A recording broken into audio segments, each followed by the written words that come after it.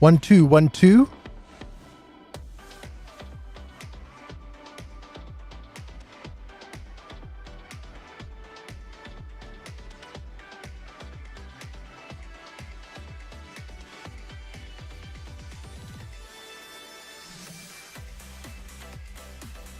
One, two.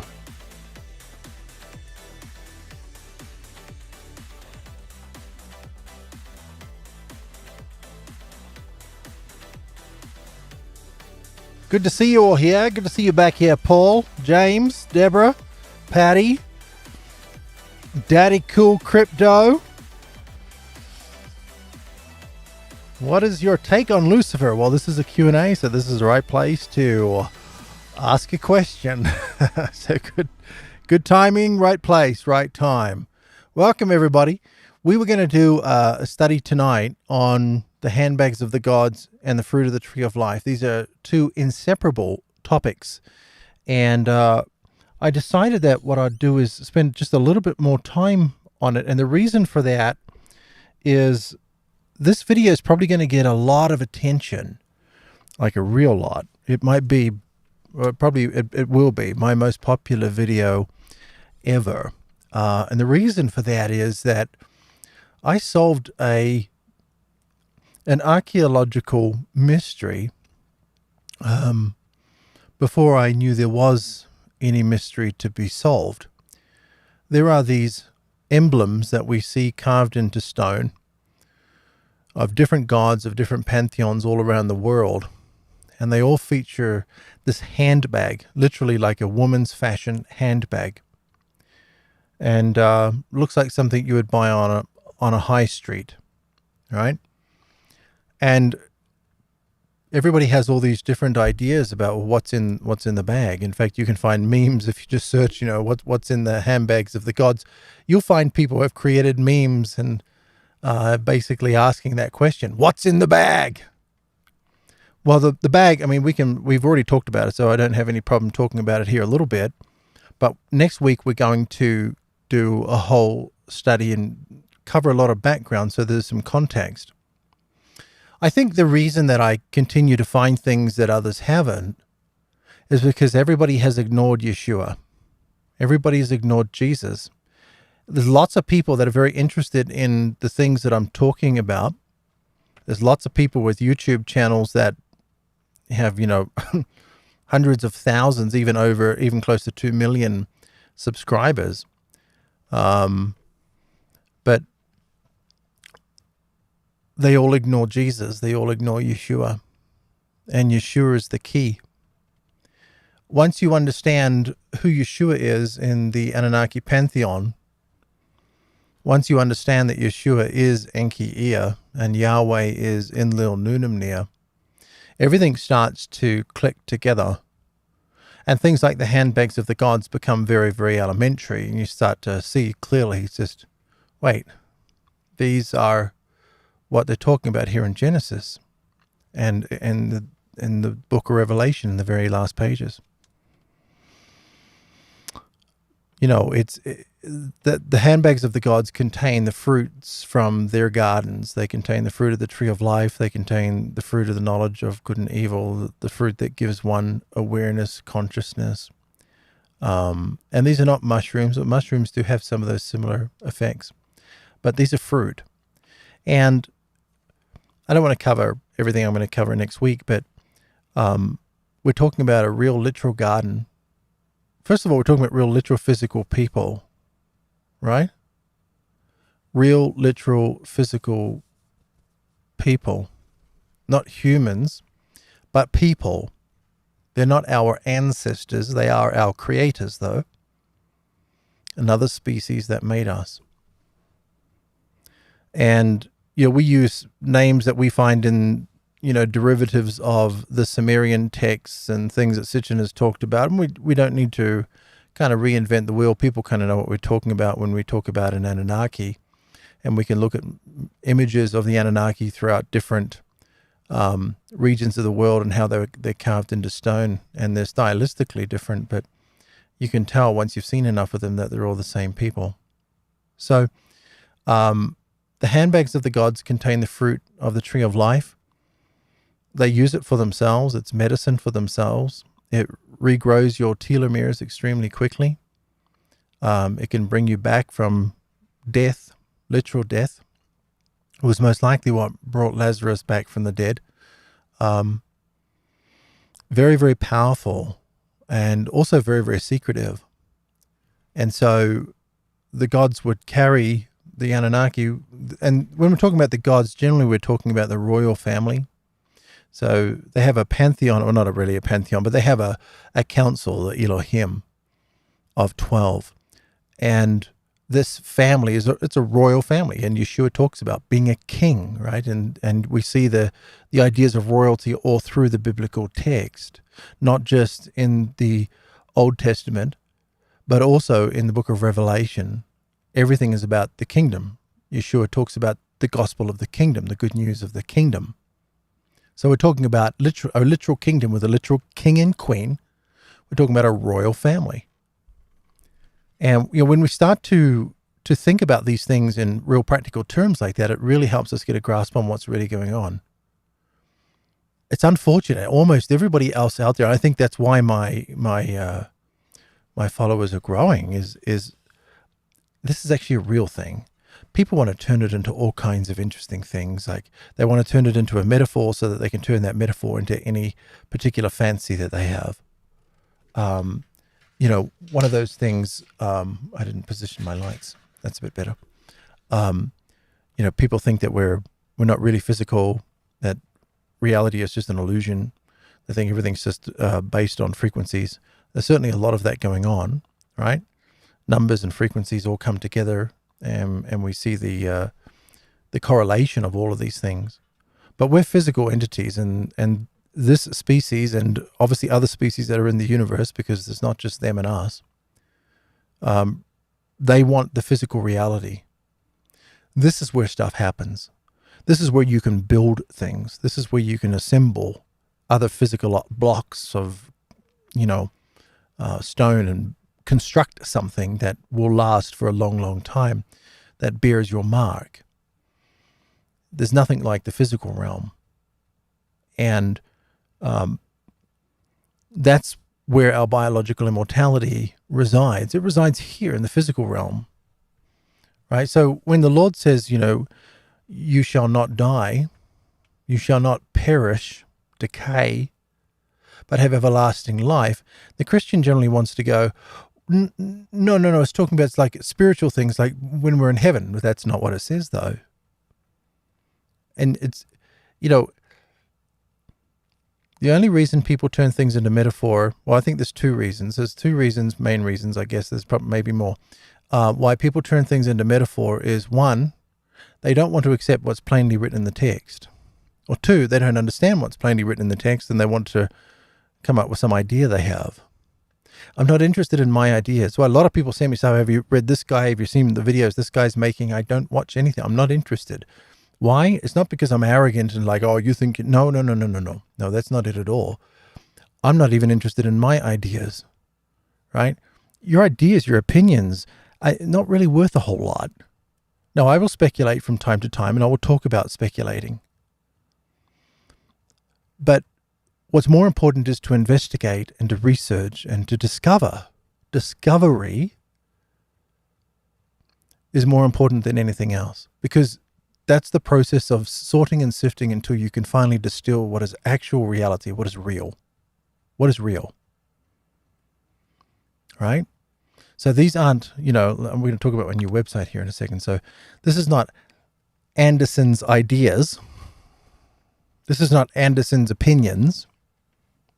This is Anderson's discoveries. I want to discover all what's going on. I don't want to come up with the ideas, I think maybe this and I think maybe that. No, I'm not interested in what I think. I'm trying to work it out. I'm not interested in deceiving myself. The first person, anyone who's a deceiver, whether it's intentional or not, the first person they deceive is themselves. Always.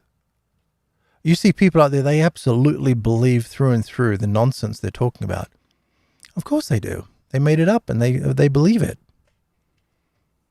I don't want to be that person. I want to wrestle with everything that's out there and try to, like the evidence, not other people's ideas, but the evidence, and try to make sense of it. I've done a reasonable job so far just looking at all of the available evidence. And evidence, I mean ancient texts, ancient structures, the things that are going on in the world right now, the geopolitical movements, geography, ancient civilizations, all these kinds of things that are actual evidence, right? The Georgia Guidestones, evidence, real physical things. And I want to look at all of those different things and go, okay, what does this tell us? And everyone's got their ideas. Well, ideas are wonderful, and we can certainly bounce ideas around. It's not like, well, I don't want to know about it. But we want to get to the bottom of it, because there's only one truth, right? Or, I mean, if you think, no, I got my truth and you got your truth. Okay, well then we're not in the same sport here, right? There's one truth. What is real? What is true? And I'm trying to find what that is. It's hard. It's hard. It's really hard. It's not easy. I go through bursts of, you get a breakthrough, oh, man, this is this, and da-da-da-da-da. And, one of those things a long time ago was understanding that the Egyptian Ankh with the upside down teardrop is the symbol of Nibiru. It's the symbol of the planet of the crossing. No one has ever said that before, right? The Egyptian Ankh, that upside down teardrop on the top of it, is the orbit of Nibiru. It's a symbol of, it's the key to the afterlife. Yes, it's the key to Nibiru. Right? Who built Egypt? Ptah, the god Ptah built Egypt, right? Who's Ptah? Yeshua HaMashiach. It amazes some people. What are you saying? Jesus built the pyramid? Yes, Jesus built the pyramid. The Great Pyramid in Egypt? Yes, Jesus built the Great Pyramid in Egypt. People think you're like, no. I was like, no, yes. Jesus built the Great Pyramid in Egypt. And that's why there are all the connections to the Great Pyramid in Egypt. Right? That's why. That's why the Lord's people were in Egypt before Yahweh stole them. That's why when Yahweh was about to kill them in Judah, they escaped to Egypt. Right? So Egypt is very, very important. And, now we know that there's this upper chamber in the pyramid. And this upper chamber, hopefully, has been untouched. And if it's untouched, we need to get in there as soon as possible. Because there are two references in ancient texts and people's writings, some of it not so ancient actually, that talk about the upper chamber in the Great Pyramid in Egypt being Ptah's personal study. That's where he hung out and he wrote. If it's untouched, and it's very, very likely it's untouched, the locking mechanism to getting into that room would have been really smart. It would have been very, very, very difficult to work out how to open it. I mean, built by off-planet contractors for a god, one of the sons of Anu, his private study, hopefully that upper chamber in the Great Pyramid in Egypt is untouched. Because if we get in there and it's really, truly untouched, that's going to completely rewrite history in an instant. And I feel very confident it's going to completely confirm many, many of the things that I'm talking about. I really hope they do it. We know it's there now. It's not speculation anymore. It was speculation a long time because, as I said, we find in texts that people have written that there is an upper chamber in the pyramid. And now through using neutrino detectors, we know there is an upper chamber in the pyramid, really large upper chamber up near the top of the pyramid. Wow. Wouldn't it be great to get into that? I would so love to be there in person. I hope they live stream everything so they can't scam us and say, oh, it was all empty. And, the Smithsonian gets in there and just rips everything out. So this is, about AndersonDiscoveries.com, but we're updating the website, and I wanted to create an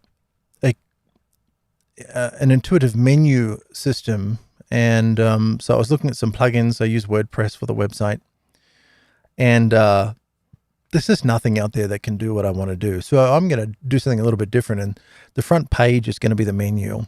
Everything is going to be on the front page.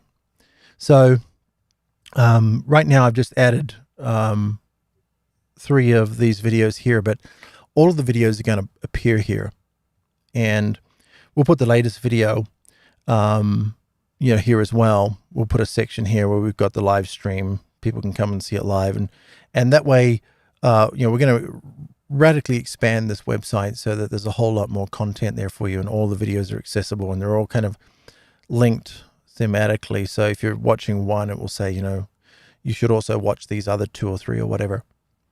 I think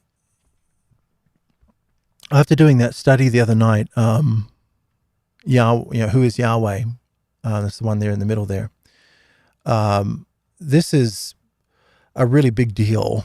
A lot of people had a lot of criticisms had all these kind of attempts at rebuttal with 2 gardens and a snake, mainly over the fact that Yahweh was Satan, the adversary. And we didn't really go into much detail we went into a little tiny bit of detail in that video, 2 gardens and a snake, about who is Yahweh. But I wanted to make one that was specifically and solely answering that question. And that's what we have now with who is Yahweh. And I really recommend you watch these 2 videos.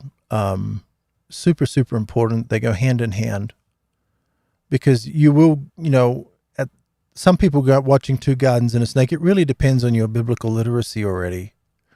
Some people get to the end and they're like, I'm not so sure about all that.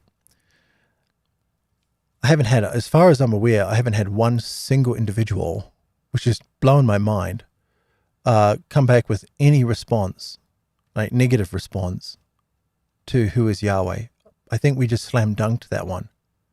I mean, really, we show people from the biblical text alone, who is Yahweh? And if you're watching for the first time, you're like, wait, what did you say? Yahweh was Satan? What are you talking about? Well, you see, we've been told fiction. When did Yeshua talk about Yahweh being his father? Christianity is kind of divided into 2 camps, right? You've got about 80% of people, which is the predominant view, obviously, think that Yahweh is Yeshua's father God. The Bible doesn't say that anywhere, but that's the tradition. And then you've got about 20%, and I haven't polled people. I've been in ministry my whole life, so I'm just kind of speculating about the percentage, but it's probably about that. And then you've got 20% of people that think, no, Yahweh is actually Yeshua. The Mormons believe that. The Mormons believe that Yahweh is Yeshua. I had a Mormon say to me, that's not true. They think Yahweh is Father God. Well, you can Google that on your own Mormon websites and see. I checked all that before I started talking about it. So the official Mormon view is that Yahweh is Yeshua. No, not at all. No, Yahweh is the adversary, and I explain it really well in that video. Let me look through some of your questions here. So anyway, bookmark the website. The old page with all the text on it is still right there. Just click continue here, and it'll load. Did I click it? Yeah. And it will load the old page with all this text that shows up here. And, if you haven't read this, it's about 5 minutes. And then, get all the way down to the bottom and answer these questions, right? Buy Zechariah Sitchin's book, or you can get it in audio. If you don't have an Audible account yet, you can create one and then you'll get a free book. Well, you can choose that. Sometimes they give me 2 free books. And then read the text that's listed there. Read John with these 5 questions in mind. But the one question you're trying to answer is, who is Jesus in the Anunnaki pantheon of gods? If you go through this instruction, there's another guy out there who's written a whole book on some of this stuff, and he got it tragically wrong. I don't want to mention his name, but he's out there, he's at conferences and things, and he's promoting his book. And he says Yahweh is Enki Ea. Big mistake. And the funny thing is, he keeps saying that I'm saying Sitchin is wrong. Well, saying that Yahweh is Enki Ea is saying that Sitchin is wrong about something rather fundamental, because Zechariah Sitchin himself, and I didn't know that until I read the Anunnaki Chronicles, which is not part of the 7 books in the Chronicles series. And in the Anunnaki Chronicles, separate book, he says there that Yahweh is Enlil. So, and Yahweh is Enlil Nunamnir. There's no doubt about that. Yahweh is Jupiter. Yahweh is Zeus. I mean, we know what's going on. If you go through this instruction, you will work out the answer to this question, and you'll be ahead of people that write books, because this poor guy got it wrong. He's contacted me about it, and we've talked about it, but I guess he has a book to sell. I was writing my book, and I stopped when I discovered that about 18 months ago that he had written this book and got this fundamental point completely wrong, because it scared me. I don't want to attack the guy, so I'm going to name him. Some of you know who I'm talking about, but it's not important. I don't want to defame the guy. I love the guy. I think he's a really great guy. I don't have any problem with him. He sure has a problem with me. He deletes my posts on groups that he's an admin in and stuff like that. Won't let me post in there. But anyway, I don't hold a grudge. I think he's a great guy. He just made a big mistake. And when I realized the mistake he had made, I just shut down. I just, because I was so hastily putting this book together, and it's still coming, and it'll be out. Well, it won't be out this year, but it will be out early next year. And the reason I backed off is because here's a guy who knew a whole lot more about all the stuff than I did at the time. And he got something tragically wrong. I'm like, okay, I don't want to get something like that wrong, publish a book, and then someone's going to come along and go, hey, you made a total mistake here. And like, whoa, that's, what do you do? It's kind of hard. Naomi Wolf had a situation like that just recently. She's a, New York Times best-selling author, and she was on a radio show about 1.5 years ago, and she was talking about her book, and I guess the host of the radio show had done some research and said, this thing that you're talking about in your book, yeah, I've looked into that. Did you know that that's not what it was? It was a particular word that Naomi Wolf had confused the meaning of. And basically it just killed the book. Happens. But boy, you want to try to avoid it. So that's what I'm trying to do is try to get my ducks in a row before I start publishing stuff with my name on it, like a printed book. I mean, most of these videos we're going to redo every year because more information comes along. We just want to get it neater and cleaner and stuff. But what do you do with a book? Got to be careful there. So, and my friend, if you're listening, I love you and I don't have any animosity against you. It's an unfortunate thing that happened. And, I wish you were more friendly to me because I don't have a problem with you. So the website here will become the resource with everything in it, and you'll be able to find all my videos there and all that, and all the mind maps are going to be here. I know in some of my videos said, well, the mind maps will be below, and actually on some of them they were, but lately we haven't been doing that. But the mind maps will be added to these video references, so you'll be able to download the entire mind map for your own self. Okay. I had a guy in Germany. I think what was it? Yeah, it was German. And with 2 gardens and a snake, he translated he rebuilt my entire mind map in German and then made a video of gave the whole presentation basically in German. That was very flattering. That's pretty amazing. I don't care about, I want people to share the content around. These are important ideas, important discoveries, and it's important that people get to hear about them. So please share them, right? Especially when we're talking about, like this one on the right here, breaking news about the kingdom. This is really important. And some of you are pastors, and you just need to start teaching this from the pulpit, come what may, because I know some of it's not going to be easy, right? I can't preach that in my church. Well, sure you can. You may not want to, but you can. All right, let's take a look. I have a question about Satan. Okay, go ahead. I feel Yahweh is Lucifer. So Lucifer is interesting, and I see a whole bunch of you asking about Lucifer. So, what does Lucifer mean? It means the bright shining one, right? Or the bright morning star. Well, in Revelation, Yeshua identifies himself as the bright morning star. Right? Should we take a look at that? We should take a look at that. So, let me launch my Bible software here. And do you like these casual kind of videos? I think we should do these probably during the week. Would that be good? I said we're going to do more videos, and we certainly are. All right. So let me just find this reference here. It's not something I'm looking up all of the time.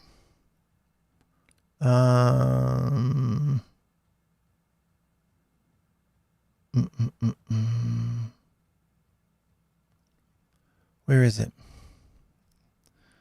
Do I have to Google it? I have to Google it. Hang on a second. So I think on maybe on Wednesdays, what if we made Wednesdays like a permanent day for doing a Q&A? Would that be good? Because I love to answer. I mean, I can't answer all of your questions, Yeah, I thought it was right here. Why did I miss it? Oh, yeah, here it is. Okay. So you can see. Oh, you can't see that. Okay. There you go. All right. So, I, Yeshua. Whoop, this trackpad has been doing weird things today. Hello. I, Yeshua, have sent my angel to testify to you about these things for the churches, for the ecclesia, for the gatherings. I am the root and the descendant of David, the bright morning star.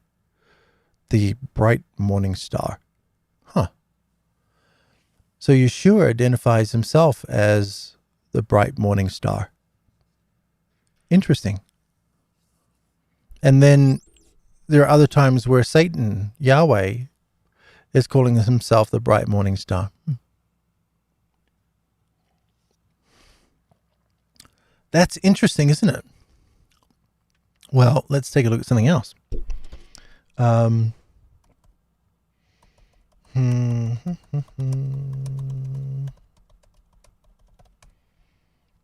are we looking for? 2 Corinthians 11.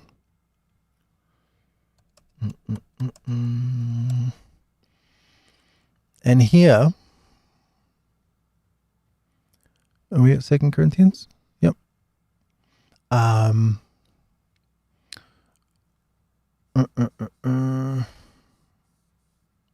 What? Oh, I'm looking at all right. The purple ones are not the verse markers. They're notes. So in here, 2 Corinthians 11:14, and no wonder, for even Satan himself disguises himself as an angel of light. Oh. Now, this is a very complicated thing, and I haven't really gone into it. So I saw those questions like, oh, okay, well, let's talk about this. But, who is Lucifer? You can make the argument both ways that Satan is Lucifer and Yeshua is Lucifer, and people do. All across the Christian church, people make both arguments, and they have a lot of text they can use to support their argument. Which one is the real Lucifer? I mean, does it matter? Lucifer is just a term, right? But we know here in the Lord's revelation to John that he is saying, we're at 2 Corinthians, we know here in the Lord's revelation to John where he said, I am the bright morning star. I'm going to take his word for that he is the bright morning star, and that, if that's referring to Lucifer, then Lucifer is Yeshua, and Satan, Yahweh, is trying to be the bright morning star, which is what 2 Corinthians 11 warns us of, right? Does that make sense? And you're like, wait, so hang on, what are you saying? Who's Lucifer? I don't know. I don't know. I don't know. I mean, I've read all my life. I've read the arguments on both sides. I've been very aware of this. And it's like, both people have solid cases on either side. So I don't know. I don't know. I really don't know. Okay. I don't know everything. I'm sorry. I just don't know. Is that okay? I'm sorry. Some things I just don't know. Right? There's an awful lot of things, most things I don't know. We're stumbling around in the dark. If Yahweh is Satan, why did he create the 10 Commandments? They seem like good morals to live by. I don't understand that part. I thought evil can't be against itself. So this is one of the things that the Christian caricature of Satan really holds us back from understanding really anything. So we've got to let go of this idea that Satan is this guy in a red suit with, pitchfork and horns and Yahweh was the heir to the throne. Yahweh wanted to prove to his father that he could run the earth.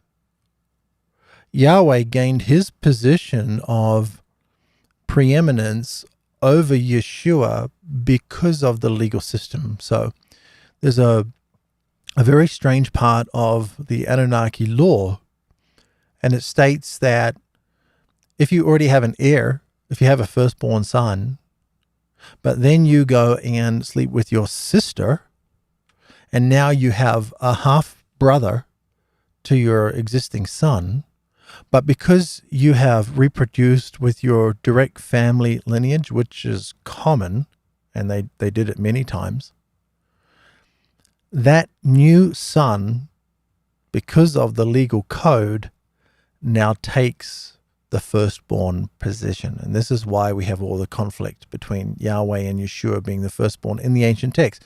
Enki and Enlil. Enlil says, I am the rightful firstborn according to the law. And then you've got Enki all upset. It's like, I was born first, but he came along and that's what happened. Wow. So you've got this son that, because of the legal code, took preeminence over Yeshua, who was the legitimate son that was born first. But firstborn means something else. And even you can listen to some Christian theologians talking about the term firstborn, right? That's why Yeshua is the firstborn over all of creation. He's trying to say that he's the one that did it all, right? He's the preeminent one over all creation. So, and when it's talking about all creation, it's not talking about the universe. It's talking about this planet, this earth. I know some Christians don't like that, but it's not. The Anunnaki didn't create the universe. And then, of course, well, who created the Anunnaki? Well, I mean, they've been there 23 generations. They've been there a long time. And we'll know pretty soon because we'll be with them pretty soon, I'm pretty sure. So we'll get to ask difficult questions like that. I don't have answers to questions like that. Sorry, a lot of things I don't have answers for. But you've got Yahweh who took the people out of Egypt and said, I will be your God, and I'm going to give you a legal code, and you will follow me, and you will do all of this stuff. And he was trying to prove himself. He even built his father's temple, right? The temple, the tabernacle, wasn't to Yahweh, it was to his father, right?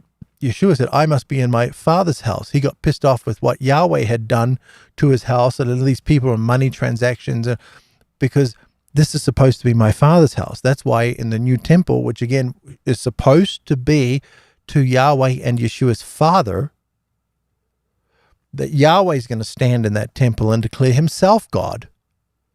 The abomination of desolation standing in the most holy place, right? So if you have this caricature of Satan being this wicked, evil, horrible person, then it's not going to work. But that's not who he is. He became an asshole over time. I mean, pretty quickly, Like when the Lord said a day is like 1,000 years, a day for God is like 1,000 years to you. Hey, their perspective, and as I've really researched all this stuff, my perspective has changed. I'm starting to think in much larger time scales, and it's helping me actually understand a lot of what's going on. You need to do that too. You're thinking you're going to live for 80 years, but actually you're not going to live for 80 years. Now, if you're watching me, I'm sure you're going to be choosing Yeshua, right? You're going to live forever. You're immortal. You're not going to die. Now, your body might die at some point, but you will be brought back. You will inhabit a body again. And the Lord said, blessed are those that survive in their current bodies to the end. Immortality is biological. We eat the fruit, it regrows our telomeres, and we get to live forever as long as we have access to the fruit. Now, even the Anunnaki, if they don't have access to the fruit, eventually they'll die. In Lil Nunamir, Yahweh is going to be an old and ugly man right now. Not man, I shouldn't use the word man because we're the men, we're the humans, but ugly old person right now. The abomination of desolation means the ugly thing that causes destruction, standing in the most holy place. Yahweh is a physical person. He's here on the planet right now somewhere, probably in Turkey, where he's probably lived for the last 2,000 years. I mean, I'm sure he moves around. But Satan is not some spiritual being. He's a person like you and me. You could bump into him walking down the road. Oh, sorry. He's a physical being. Right? So when he gave the Hebrews the 10 Commandments, he's trying to raise these people. I mean, he sees them as cattle. He's like, the guy is insane. He hates them. He tries to kill them. And so he has this personality where he's flipping back and forth. And at one moment he's, well, make sure you go and defecate outside the camp so I don't step in your feces. But he kills them for all kinds of wanton reasons. I mean, you ate meat in the wrong place in the camp? Death. What? He had a meal. So what? He's dead. The guy's just hungry. It doesn't matter. He's dead. Dude, talk about an unreasonable person. But because he gained his position by a strict legal interpretation of their law, that's what he's all about. He's all about the law. So he gives the people a law. He says, you follow this. And then, we've talked about the missing parts in Job chapter 1, where he comes with the sons of the gods. And there is this missing conversation between verses 6 and 7. Let's pop over to that and take a look. And that has got to have something to do with what's going on here. Okay, I don't know what you're doing. Oh, what? I couldn't see where I was typing. Okay, so when we come up to here, okay, why are we in Job 6? I don't know what I'm doing here. So now the day when the sons of God came to present themselves before the Lord. So this is Yeshua. Yeshua's here, right? Yeshua and all of them. And Yahweh is here, right? And Satan also arrived. So how's Satan supposed to just, hang on, the sons of God and an angel? Aren't they different things? No, they're not. I mean, the Christianity has turned them into different things. But all the angels are Anunnaki, 100% of them. Now, Michael and Gabriel appear to be something quite interesting. They're giants, super giants, and they appear to be basically indestructible. They may not be an Anunnaki, but they may be an exception. But all of these Anunnaki and Nephilim and angels are all exactly the same thing. They're the species that made us. And so the sons of Anu are coming here and talking having a conversation as they do all the time. The Elohim meets, like we see in Psalm 82. And yet there is this missing text here. So now the day came when the sons of God came to present themselves before the Lord, and Satan also arrived among them. The Lord said to Satan, "Where have you come from?" And Satan answered the Lord, "From roving about on the earth and from walking back and forth across it." So the Lord said to Satan, "Have you considered my servant Job? There is no one like him on the earth, a blameless and upright man, one who fears God and turns away from evil." Where's the missing conversation? Why did anew God suddenly say, "Have you considered my servant Job?" What? What? Why would you ask him that? Clearly there was some conversation, some dialogue that was going on to provoke God to say, "Well, haven't you considered Job?" Like maybe there was a conversation going on, like, "These stupid humans, I gave them a law. They can't follow anything. They're dumb people. And the Lord said, "Well, haven't you considered Job? Job's an upright man."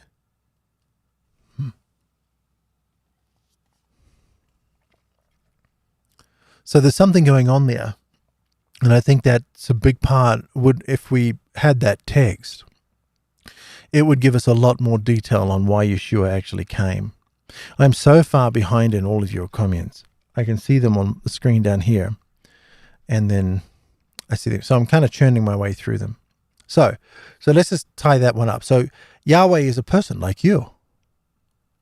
He has feelings and emotions like you. He has good days and bad days like you. And we don't think about these things. We just think, well, he's, this person, and you're not this person from day to day, nor is he. Some days he'll sit down and share a meal with Moses face to face. And then other days he wants to send everybody to war and watch them kill each other. Right? Guy has some real issues. I mean, he's real jealous. What he's most jealous about is his father's love for his older brother, the real firstborn. He doesn't like that at all. He doesn't like that they have such a tight relationship.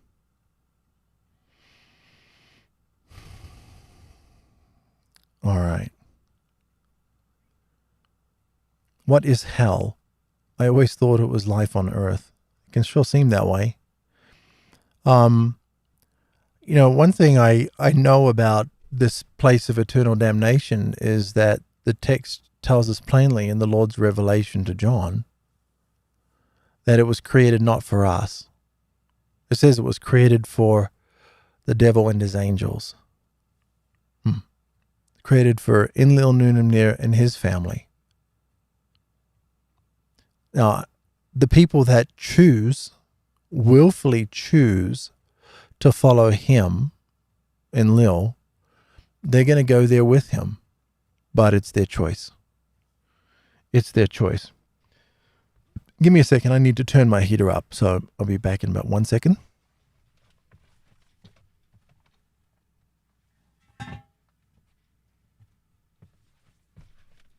All right. Now, as in the physical location of this place of fire with a bottomless pit and eternal damnation, and I don't know, but I think it's the sun. I think it's the sun. I think it's the sun, literally the sun, at the center of our solar system, our star. So, what of reincarnation? It's interesting that some people have come back and have had unbelievable memories of other people and other lives, right? And those have been very, very well documented. And some of those have been documented in Leslie Kean's book, Surviving Death, and I recommend that book a lot. A good scientific approach. She's a journalist who wrote a book on near-death experiences, and some of the most compelling evidence just will blow your mind. Leslie Kean, Surviving Death. One of the most famous stories is this young child who said that he was a former fighter pilot in the Second World War, And he explained all of this stuff. And I think they even found his lost plane that was in the bottom of the ocean and all these kinds of things. And then as these children get older, this connection breaks off and they become their own person. And they're no longer able to recall all of these memories. Now, my speculation here is that our physical spirit locks into who we are based on our genetic code. And I think if you have a really close genetic code, then there's probably a little bit of overlap.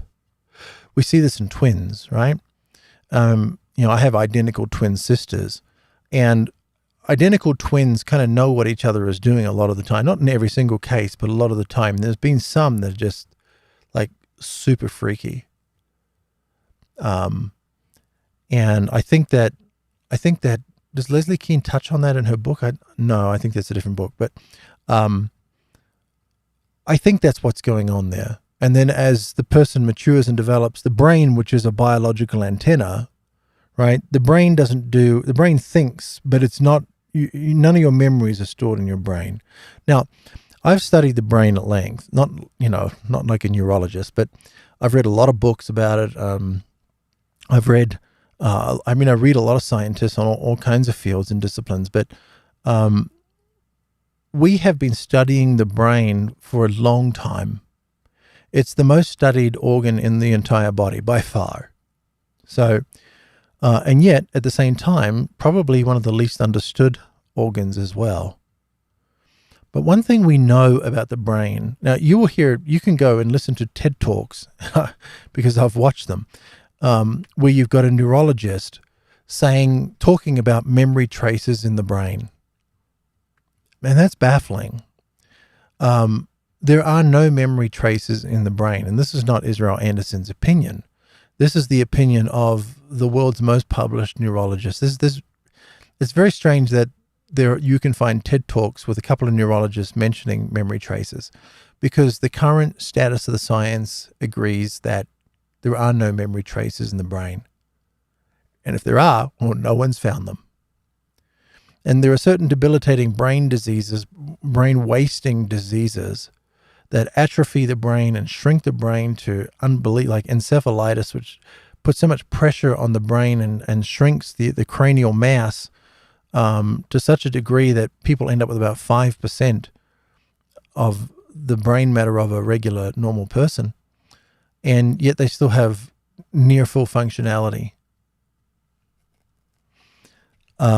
We can watch the parts of a mouse's brain as it's learning how to get through a maze, and we can cut that piece of the brain tissue away, and then we see that the mice relearns how to navigate the maze again.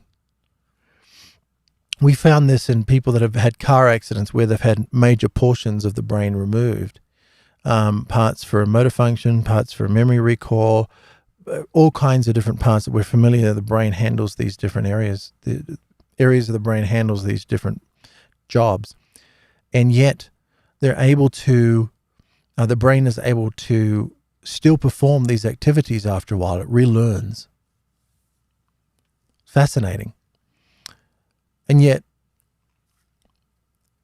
in all the research that has been done, no one has ever been able to find a memory trace in the brain. When you're thinking about something, you watch my video, you'll see me do it. Everyone does it in conversation. If they're thinking about something, kind of serious, you see them go, I wonder, and they're looking around. Why are they looking up around here? What are they doing this for? Why do people do that? I don't know. Isn't that odd? Another book you should read would be Rupert Sheldrake's Science Set Free. And he talks a lot about the brain in that book. And he's a British scientist, and he's done a lot of brain experiments. We've been in touch with each other. I have high intuition, and he has an app. And in this app, it will give you two choices, and you're to select the next choice that the computer has already chosen. And I excel at this app. I beat it. I mean, I can choose the next color, the next choice, way beyond a statistical possibility. And many people can. And so how do we do that? How, with my physical eyes, I mean, I don't have any physical connection to the device. I don't have it hardwired. I can't kind of peek behind the scenes at the code. And yet some people are able to know which of the options is going to be the next one. And I can consistently pick the one that is going to be next, way above average. So there's something about our consciousness that extends beyond the brain and seems to be far outside of our physicality. And there's bunches of experiments that we can do and have been done, and Rupert Sheldrake has done a lot of these, to show that we are not our brains, we are not our minds. Right? So that was a long answer question about reincarnation. I am so far behind. Should I just scroll all the way to the bottom? No. Hang on. Let me not do that, because that's not fair to the people that ask questions right at the beginning. Let me just really quickly go through these. I'm wondering if the fruit is still in the garden today. No. The greatest trick the devil ever did was he did not exist. Well, the greatest trick the devil ever did was convincing Christians he was God.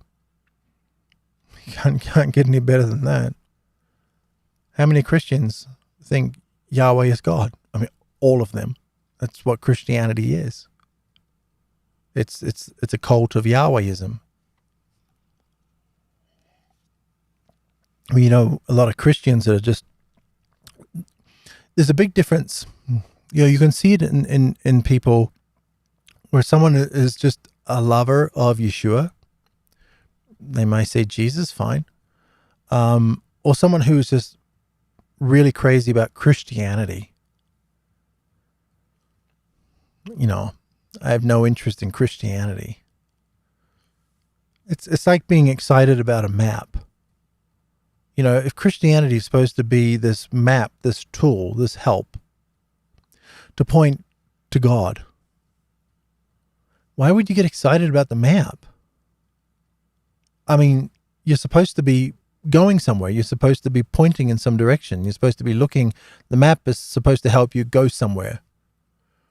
Right? So,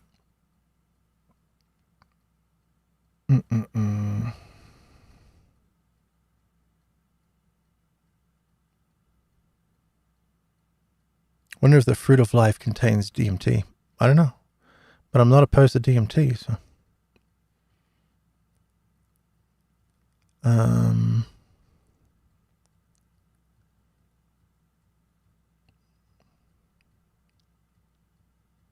all right.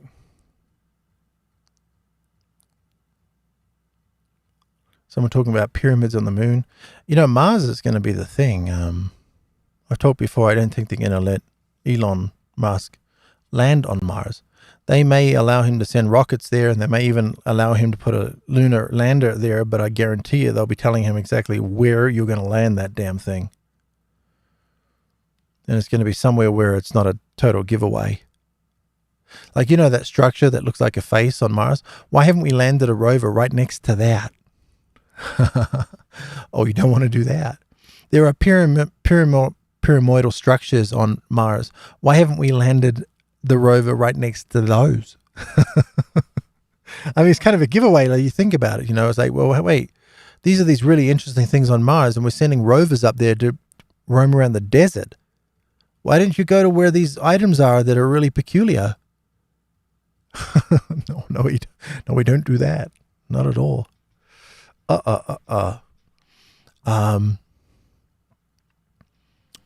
Let's see.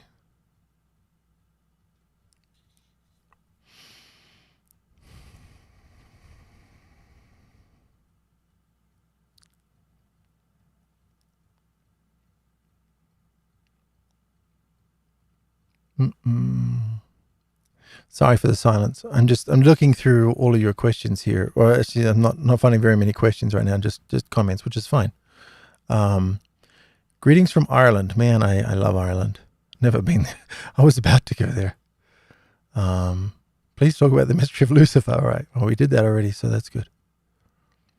The late great Anunnaki researcher Gerald Clark also stated that Yahweh is Enlil. And you see, a lot of people have told me to read Gerald Clark. So, man, you sound just like Gerald Clark. Wonderful. I've never watched. I know who he is. I've never watched any of his videos. I've never read his books. And has, again, like someone might say, well, you just sound really arrogant. You got to understand the modality. I've done really well working things out on my own, looking at the evidence, right?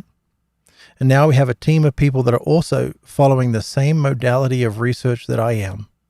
They're not off reading Gerald Clark or these other people. Even with Sitchin, I'm not interested in Sitchin's speculations. I read his books because he compiles the literal texts and I get to read them there. And some will argue about, well, they're not translated well. Okay, whatever. You can argue about that. People argue over the Bible like that too. But when you start to understand context, the individual words and their individual translations doesn't matter a whole lot. You know, Yeshua talked about this, right? This is something that's really interesting is some of the rebuttals I got in Two Gardens and a Snake is, well, let me explain what this word means. And they want to give me the etymology of this word. And it's like, dude, first of all, you don't know the etymology of this word because it's all come from the academy. People in the academy, in the cult, in the Roman cult, have decided what these things mean. You weren't there when these words were being spoken. The only definition you have of these words comes from the academy. Literally and solely, exclusively. And Yeshua said, you search the text because in them you think you find the words that lead to eternal life. And Christians haven't learned this at all. Yeshua said, stop doing what you're doing. Stop trying to make sense of all the individual words. You're missing the one they reveal. And, you know, when I was a younger Christian, when Yeshua said that, it punched me in the gut. It's like, wait, we're not supposed to be deciphering the individual. You go to seminary, that's all you're doing. No, that's not what you should be doing. You should be taking a step back and looking at the big picture and like, what's going on here? And Christians don't do this. Look, I mean, at some point, some great master theologian is going to want to debate me, and I'm excited for when that happens. And you're going to see the contrast in the debate between a person whose whole thing is locked up in the meaning of the words versus somebody who's taking a step back and trying to understand the big picture, the context. What's going on here? And, you know, I'm telling you, like, how I discover that you can apply the same principles. That's what you got to do. You've got to try to understand the big picture. When the big picture starts to come into view, all these things start locking into place.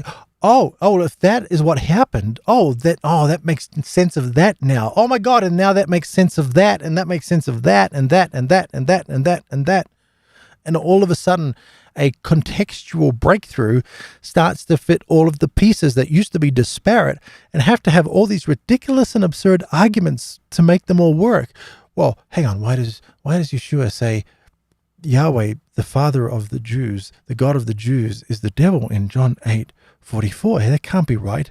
Well, gosh, we better come up with some theological argument for why the text that actually says that it can't mean that. Well, I know it says that, but let me explain what it means. I've come up with some clever, sophisticated argument now. Okay.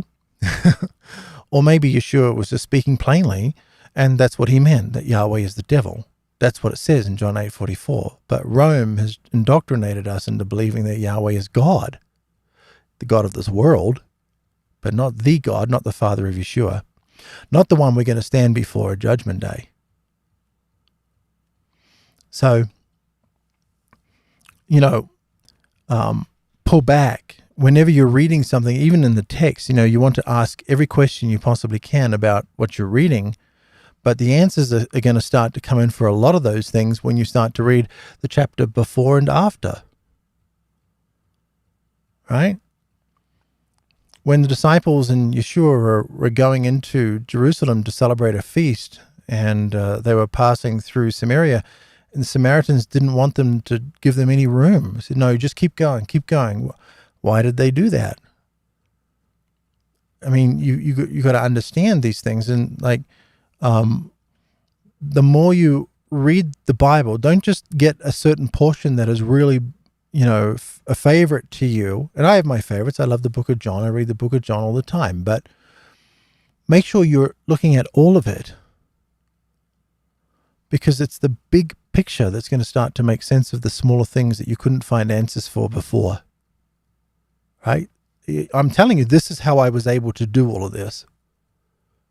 Because I'm always trying to pull back and like, no. Keep looking for the big picture that you can't see. What is it? What else is there? I mean, there's things I mentioned one before. Like, well, who made the Anunnaki? I don't know. I don't know.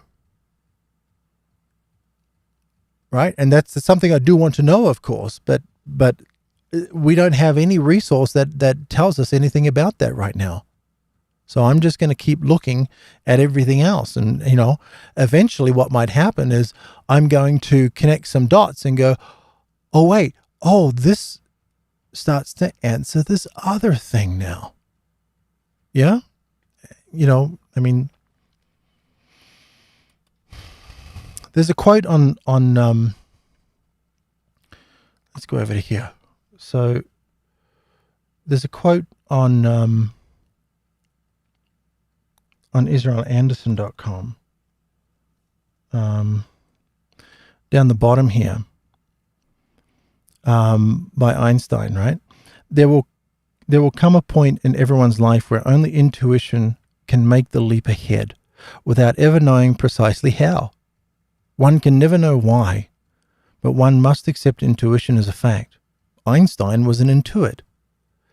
He knew something was right because somehow he could see it. And that enabled him to be able to work out an equation. Right? And so the modern scientist is just lost in trying to make sense of the equation, but Einstein was working from the outside in, and they're all working from the inside out. Switch your modality. Keep looking around, trying to understand the big picture of everything that's going on. All right, what other questions do we have? You love the casual sessions? Yeah, I do too.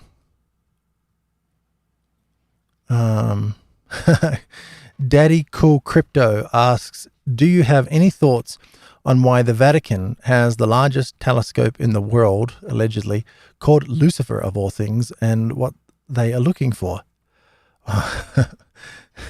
I'm sure you already know the answer to that, or you wouldn't be asking the question, right? I mean, they're looking for Nibiru. That's the only thing they're looking for. They're looking for Nibiru, and if we suddenly have any craft showing up in our vicinity, then that we can view on a telescope, then we want to have our own telescope so that we can view it ourselves without the assistance of anyone else. Right? So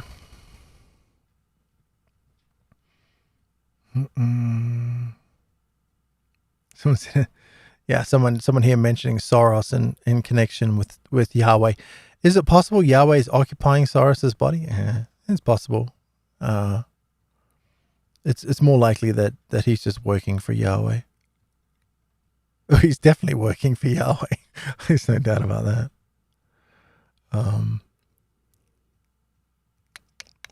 Isn't the morning star a reference to Saturn worshippers? They say that Saturn was a sun at some time. I don't know.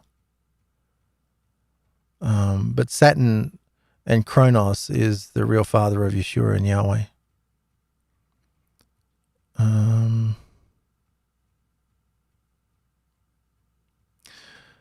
If God is a real being, how does he hear our prayers, or does he? Great question, Velkrotz. So you know how that someone's staring at you and you spin around and you eyeball them. You know, a lot of experiments. Rupert Sheldrake has done a lot of experiments like this. And there's a connection we have with each other across seemingly unlimited distances, right? When we have entangled particles, then, you know, one causes the other to move regardless of their distance. And so there's some kind of connection that we all have. It seems to be literally an electrical connection that is not something we're really, you know, aware of or tuned into right now. But the gods had a device that they would put on a tower, and from this device they were able to see the emotions of the people. They were able to see if, you know, the people were going to rise up, or the gods were often afraid of the humans. You know, there's references in the ancient texts to the Anunnaki being afraid that the humans were going to kill them. And, you know, we've got these stories of humans killing off giants in the land, even in the Bible, right? David and Goliath. But we've got earlier, or I should say later, more recent stories along those lines as well. There are several myths where we hear about humans killing the giants. So it looks like that there is some, you know, telepathic connection between us.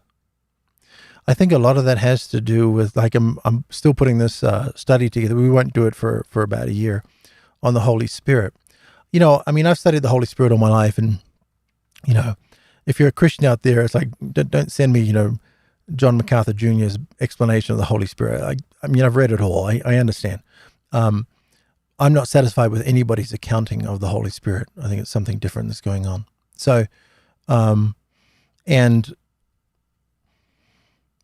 when the Lord said, I'm going to leave and I'm going to ask my Father to send the Holy Spirit, the Paraclete, the Counselor, and that Holy Spirit would empower you. And we see in the Old Testament, the Spirit of God, in this case, the Spirit of Yahweh, is called the Ruach HaKodesh, the Spirit of God. And we see in the Old Testament where usually the Spirit of God would come upon a person to give them extraordinary talent. They could do stuff. It's kind of like the Matrix, you know. I know Kung Fu. I love that movie. So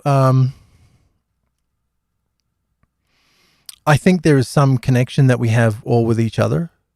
You know, children often know when their parents have died, and vice versa.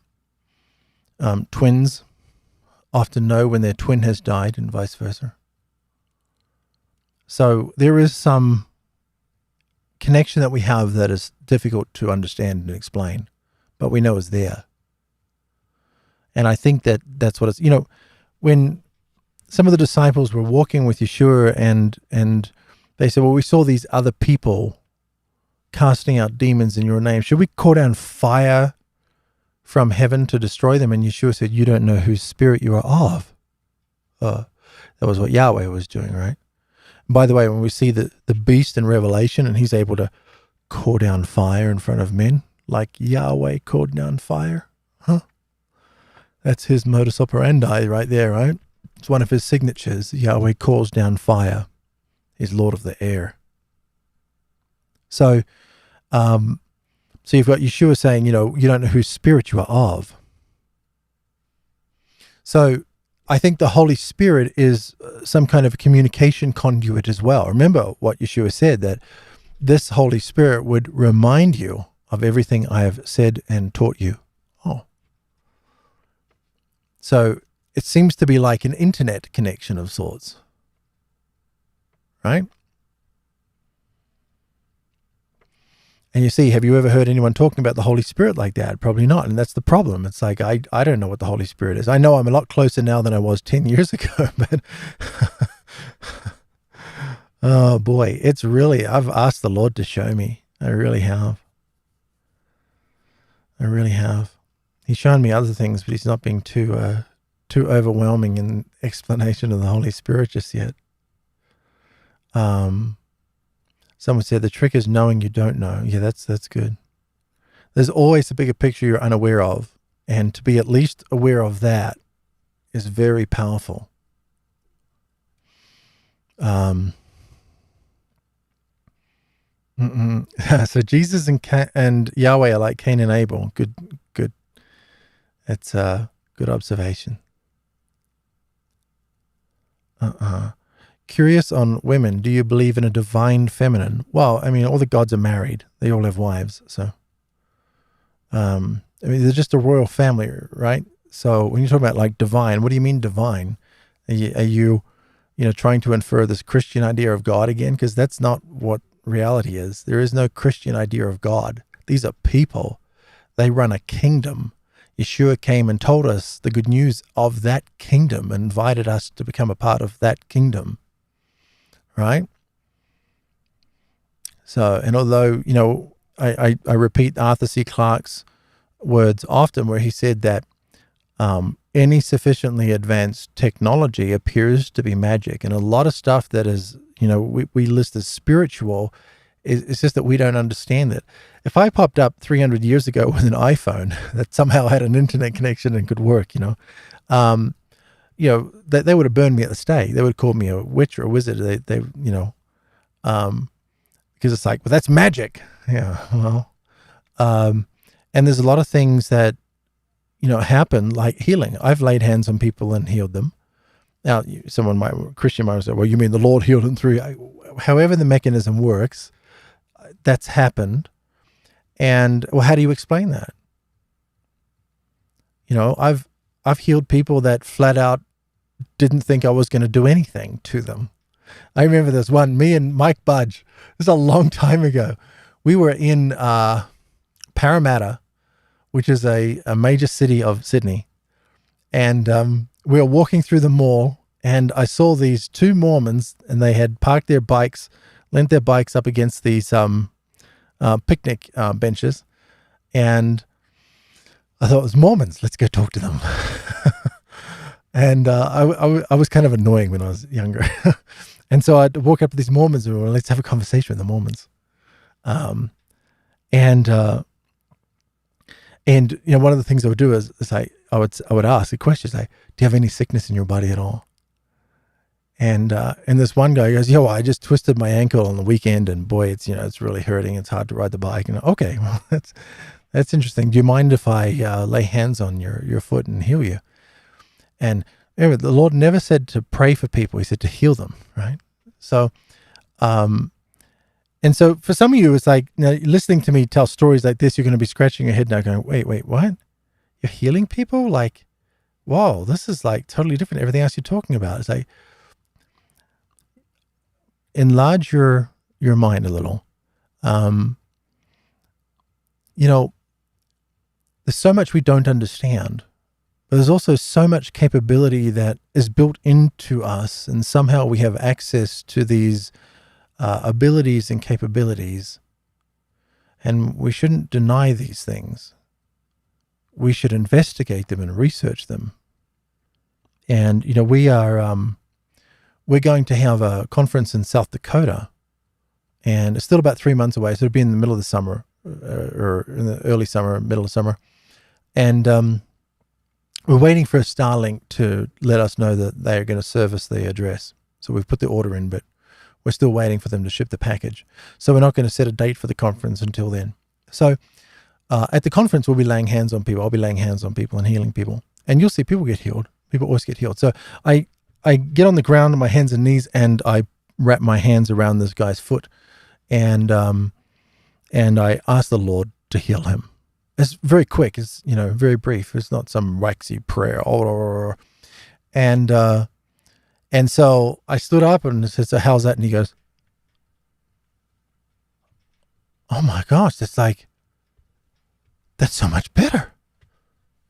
Oh wow." And I said, "Oh wait, so it's not healed?" He goes, "Oh no, it's so much better. I can't believe it." It's like he's looking at his friend like stunned, like, that's like no, but wait, it's still, you can still feel something there. Yeah, but no. And he's like, no. let me keep going. So I got back down on my hands and knees again, and I wrapped my hands around his ankle, and I asked the Lord to heal him. And I stood back up, and he said, how about now? And he goes, he couldn't believe. He's looking at his friend in total disbelief. He's like, because, they're always in pairs. And they're the like traditional white shirt with their black little badge on and stuff. And he's like, it's gone. It's like he's like doing all these things to try to get something going on with his ankle, It's like, come on, it's got to be something. It's like, it's totally gone. Like, great. There you go. Awesome. The text tells us that signs will follow those that are the true followers of Yeshua. And, I don't have any qualms. I don't think it's arrogant to say this. I'm definitely a true follower of Yeshua. I love him. He's my friend.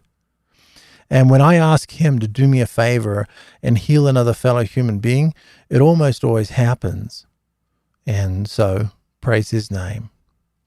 So it's not that, we're not in any way, shape, or form with all of this stuff denying the reality, the power, the glory, the magnificence of Yeshua HaMashiach.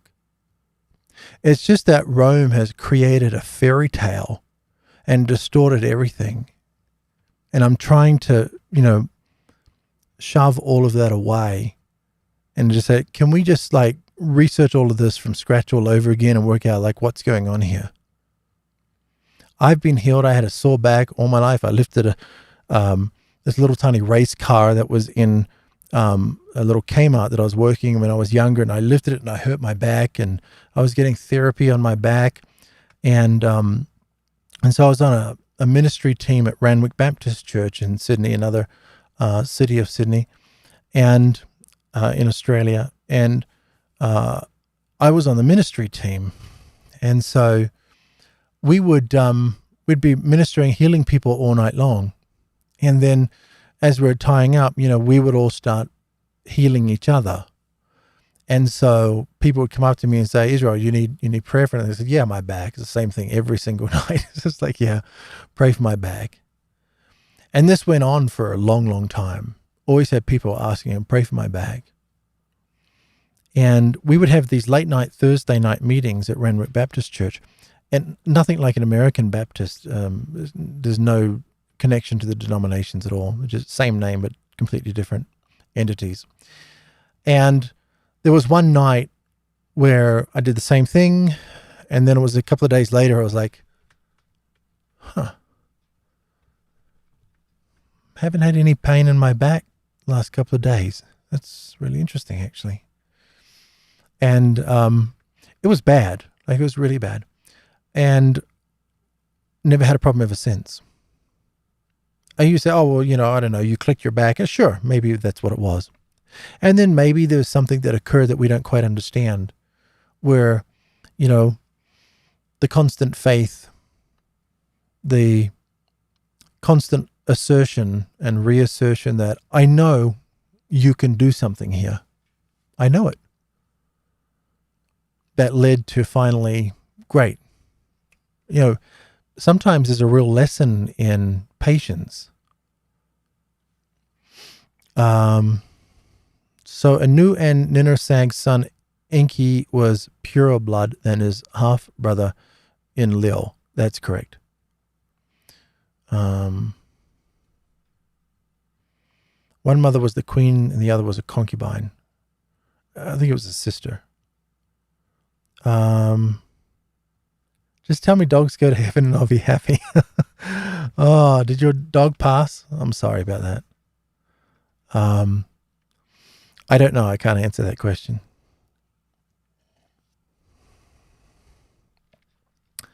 If dogs and cats go to heaven, there's going to be an awful lot of dogs and cats in heaven.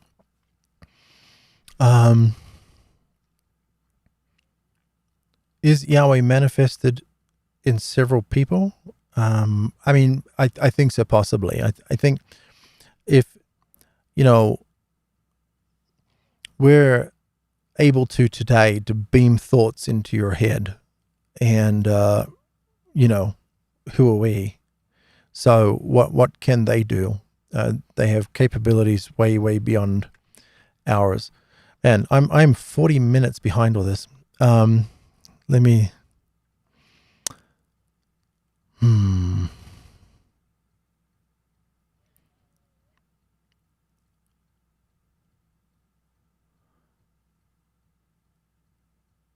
It pisses me off that preachers threaten me with hell all my life.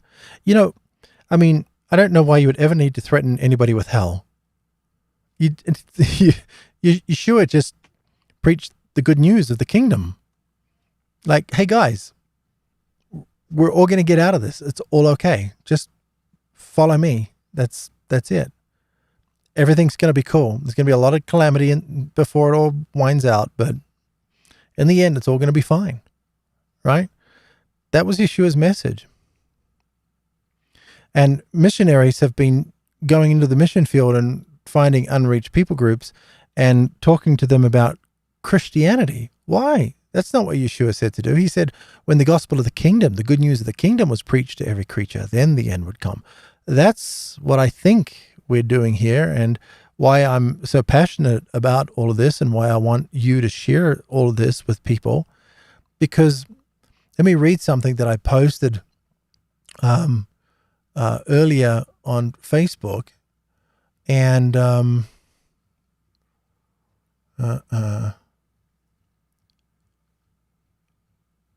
because I don't think there's anything more important about the gospel than the gospel of the kingdom. And all my life, I asked the question, because we come across this text and would ask, okay, what is the gospel of the kingdom then? Well, I mean, it's kind of in the name, isn't it? The gospel of the kingdom, right? Well, we know it's going to be about a kingdom of sorts. And Yeshua talked about that kingdom with Pilate in John 18, right? I wonder why it used the thumbnail from last week's video. It's kind of weird. So this is what I posted a little while ago, right? The more you learn about Yahweh, the more obvious who he really is becomes. And then the realization, wait, Christianity hid this from us? Why? We are not talking about a mystical spirit god, but a species that looks almost identical to us. They made us in their image and likeness, like Genesis 1:26 says. I don't know how Christians, it's another one of those things that I was talking about before.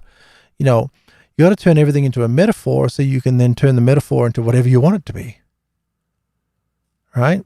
And people have done this so much with the tree of life and the handbags of the gods. That's why we need to do a video on it next week. But we do it with Genesis 1:26. Aren't we like them? No, they're different. No, we're not like them. How that's blasphemous. How could you even say such a thing? That's the average Christian response. But in Genesis 1:26, it said, then the gods said, let us make man in our image, in our likeness. When Yahweh went to the rest of the council and said, we have to kick them out of the garden, because if they grab a hold of the fruit of the tree of life and live forever, they'll be just like us. In fact, Yahweh actually said, because he's now eaten from the tree of the knowledge of good and evil, he is like one of us. We are just like them. They're taller than we are. They're a lot stronger than we are. They're a lot more intelligent than we are. But they're not a spirit and us the physical. No, we're all physical.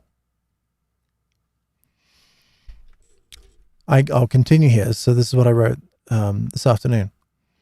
We have been caught up in a familial pissing match between Yeshua and Yahweh. Now, that might sound a little abrasive, like, wait, what? But that's exactly what's going on. We're in this pissing match between two brothers, one who was born first and another one who came later, but because of their legal code became the firstborn, right? And they don't like each other at all. One of them created us. Well, let me keep reading here. So I said, one created us and adores us. The other sees us as his personal slaves.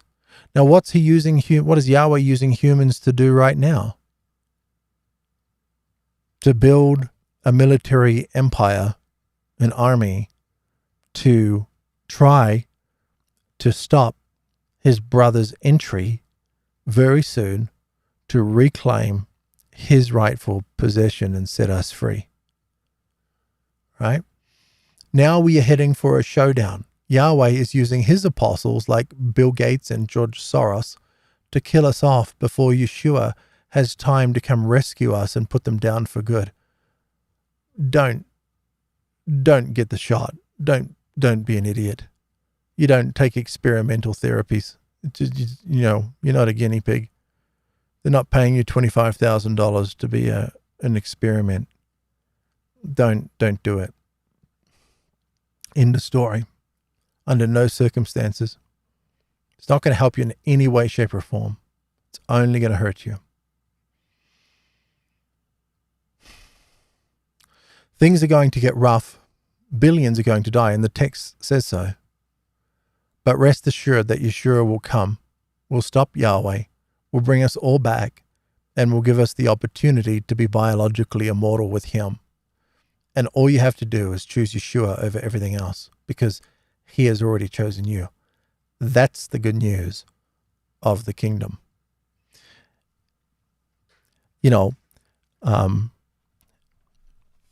It's interesting now, and I don't have many people watching. I wish there were literally 1 million people watching me right now. I hope that happens, and I hope it happens in quick order. Not for my own attention, but for his. Because this gospel of the kingdom needs to be preached. You know how many people have had no interest in God, they thought the whole Christianity thing is a load of frickin' nonsense, well, it's because it is. And then they hear what I'm saying and they're like, my God, this makes sense. That's why we have to tell everybody. So many of you are like, I don't know if I can really share this because what are they going to think? Hello, it doesn't matter. We don't have time to worry about shit like that. Put it aside. The fears and the emotions, the doubts, it's not important. Right? Like how people respond to you, it's just not important. Really, it's not. There's a message, there's the good news of the kingdom of Yeshua that has to be told to people. People have to know what is about to happen. And I think it's about to happen really, really, really soon. Right? All right. I scrolled down to the bottom because I'm like more than half an hour behind. I'm not even catching up. Jesus cast out demons. How does this fit into Anunnaki theory of the human origins? Who or what are they?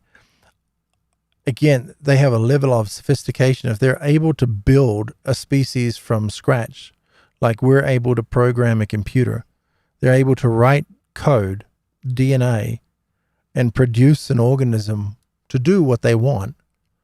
Every organism, including us, we're a highly sophisticated machine.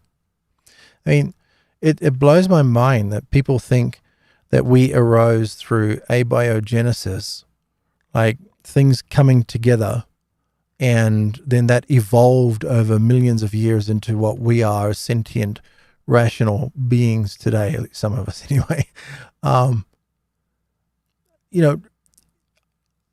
You don't understand the complexity of life and everything. You think of something like a caterpillar that goes into a chrysalis and goes through a complete metamorphosis, and even the body plan is completely different. And how does that evolve? What's the gradual and always beneficial step-by-step process that a caterpillar evolved into being able to form a chrysalis and then turn into a butterfly and then lay eggs that hatch as a caterpillar again? Like how does that, you know what that is? That's the work of an incredibly creative mind. Someone that went, you know what, let's do this. What if we did this? And hang on, why does it spin itself in this little thing here? Are you serious? Yeah, we'll do this and we'll do this and we'll do. Someone's programmed this stuff. This didn't evolve. If evolution was real, we never would have gone past algae. We would be the most basic forms of life, the most highly efficient. We're not an efficient form of life. We require vast amounts of constant energy to survive. If our food and moisture, food and water source is cut off for 6 months, and then somebody comes and splashes us and rehydrates us, we don't come back to life, right? We're an incredibly inefficient organism, yet we're the top of the food chain? Can you explain how that makes any sense at all? That's completely upside down. The top of the food chain should be the most basic form of life, and it wouldn't use code, it wouldn't use DNA and RNA.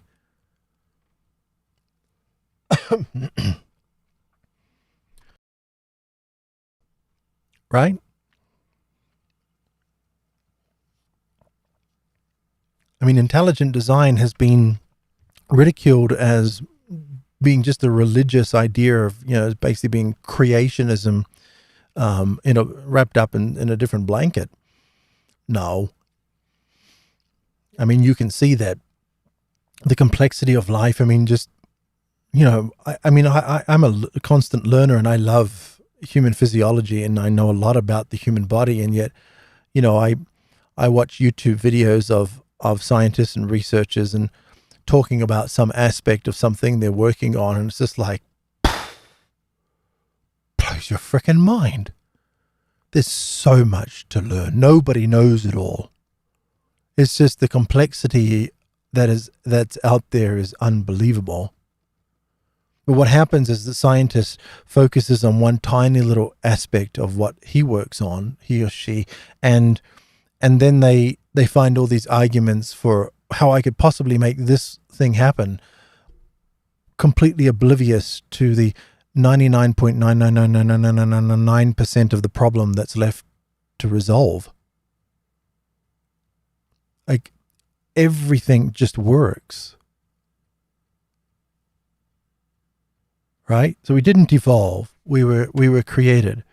So you've got these creatures that can build us and somehow lock in this consciousness that we know survives death. Well, do you think then that they might have a way to be able to control one of these meat sacks from afar? I mean, I would say that, to rule that out would be simplistic. We can read your radio waves, your brain waves. We can even read them from afar now, not just with a skull cap on. We can now beam ideas into your head, and we're just playing with this stuff. Where would we be in 1,000 years or 1,000,000 years? Well, these guys have lived a heck of a lot longer than that. So again, Arthur C. Clarke said, any sufficiently advanced technology appears to be magic. Right?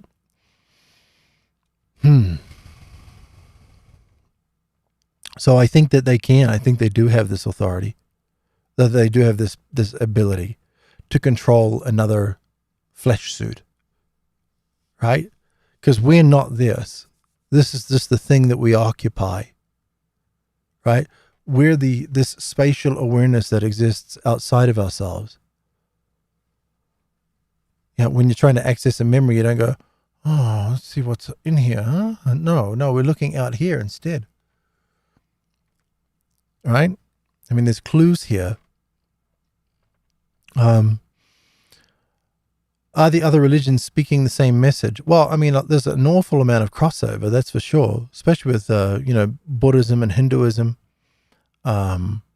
Jainism is very, very close to the teachings of Yeshua.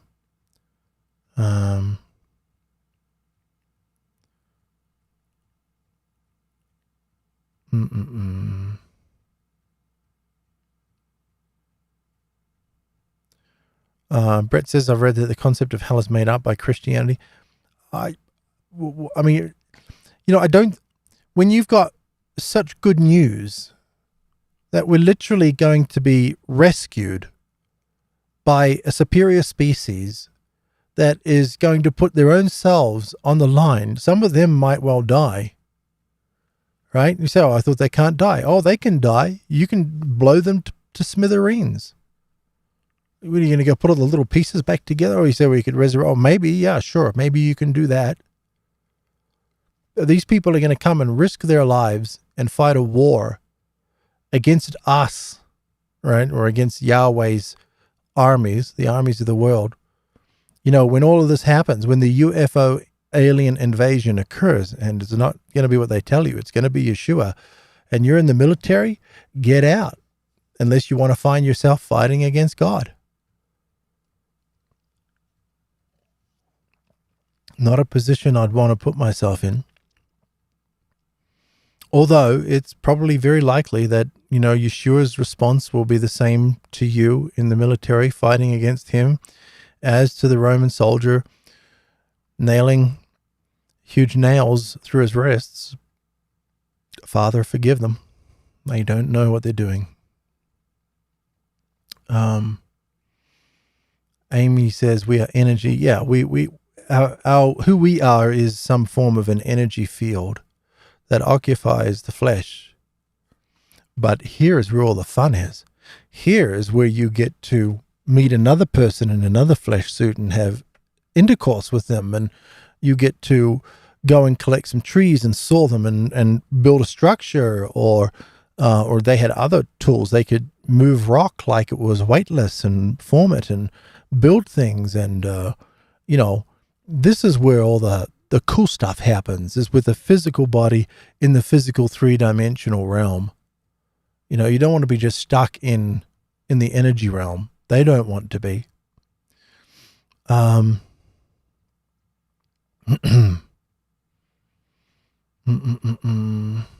Why did Yeshua appear to Eve as a snake? I would have thought they would have been in the same image, and also heard animals could talk, since she wasn't startled by a talking snake. Well, you know, she wouldn't have been startled by anything really, because she would have been quite dumb at that point. You know, when you read the story, they didn't even know they were naked. They were like cattle, like livestock, like a cow. I'm about to buy a cow. You know, they didn't have conscious self-awareness. So, but was it a literal physical snake? I don't know for sure. Could it have been? Oh, it definitely could have been. You know, I've thought a little bit about this, and when you look at the snake, it's like the perfect animal. You know, and the snake is idolized all over the world. It's very interesting. You know, why is that? Why the snake has this central focus of ancient cities and religions all over the world. Snake is very, very, very important. You know, if I was building stuff, like, because they're going to build an organism like we would build a house, and you're looking to create the ultimate thing, getting pretty close when you're looking at a snake, you know, and the thing moves across the ground. You can't even, like, you're looking at it like, how does that thing even move? And yet, man, they can move like crazy, and yet they didn't even make a sound. And they can crawl over sticks and everything, and you don't even hear anything. You know, they have a self-defense mechanism. At least some of them. Some of them are poisonous, or others still have you know, they have teeth. They can bite. They have the ability to. I mean, it's a very, very clever piece of work, right?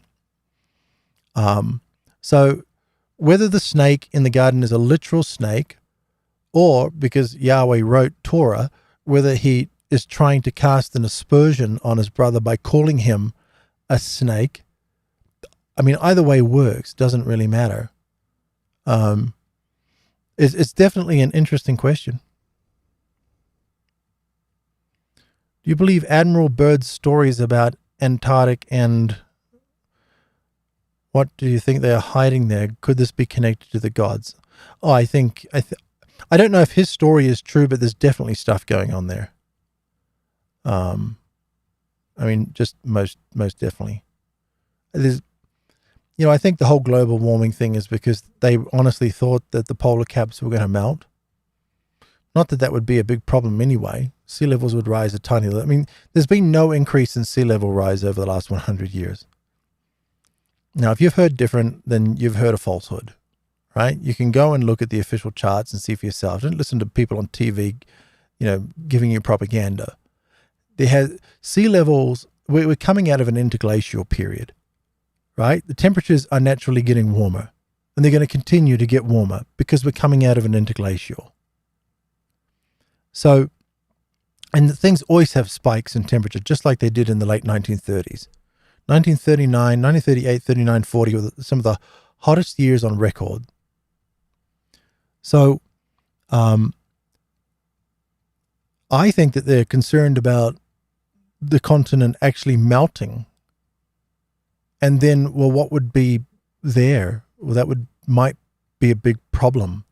There might be some ancient civilizations with zero poaching underneath the ice. There might be some very sophisticated hardware there, including UFOs, under the ice. We know there's this massive gravitational anomaly at the North Pole. And like, what's causing that massive gravitational anomaly?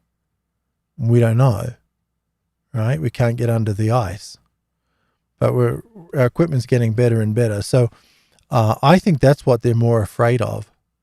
I think, flat earthers think that, they don't want people to go there because there's really a wall of ice there that you can't.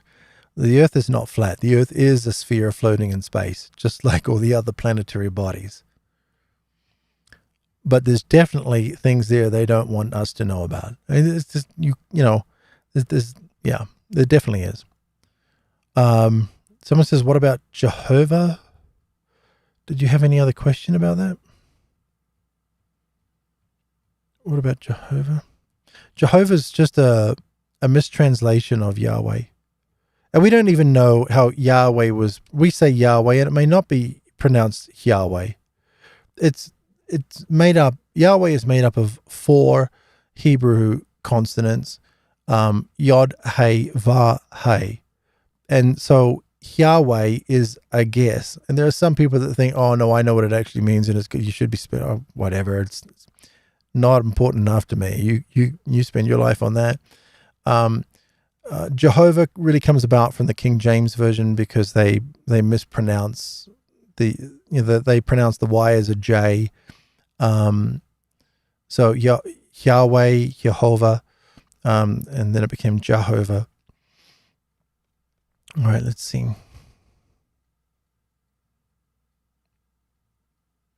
Someone asked about the return of Yeshua. I can't see it now. I mean, I think the return of Yeshua is soon. So let me do some math here. I was doing this the other night, and like, this is highly speculative, right? I mean, we don't want to get like the Jehovah Witnesses. They're a cult that have tried to tell us exactly when Yeshua is going to return multiple times. And they've been wrong every time. And then finally they said, no, he did return, but he returned invisibly and only to his secret people. Okay. That's not what the text says. That's not what Yeshua said. Every eye will see. All right. So this is some math. How can I pull this up for you? I don't think I have the iPad connected. I don't. Sorry. Okay. So, I'd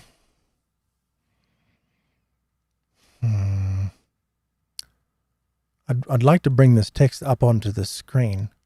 Oh, and you just pull it up on the app on the Mac.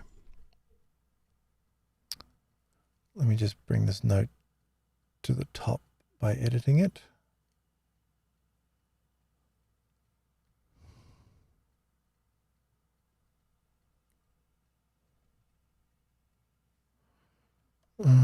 Just blow this text up. All right. There we go. So I wrote this the other night. And I'm curious, but I don't have a solid answer. So I'm not like exactly sure. But anyway, let's just take a look at what this says. The orbit of Nibiru is every 3,600 years. We know this because of the King's List. Caltech is saying 20,000 years, not going to be 20,000 years. It's going to be every 3,600 years. Enlil-Nunamir stole the Hebrews in 1446 BC out of Egypt. It's a reasonable assumption that Enlil tried to overthrow the kingdom at this point, which means Nibiru had to be close. Even if he didn't attempt to overthrow the kingdom at this time, it's still a reasonable assumption that the last passing of the planet coincides roughly with Enlil stealing the Hebrews from Egypt. When would he have stolen them from Egypt? After, probably, most likely, after trying to overthrow the kingdom and being cast down here to earth. Most likely. Not a guarantee. There's another strong possibility as well, but it should be expected that we would see an increase in traffic to and fro the planet in a 300 to 400 year window, increasingly so as it reaches perihelion. It's now 2021.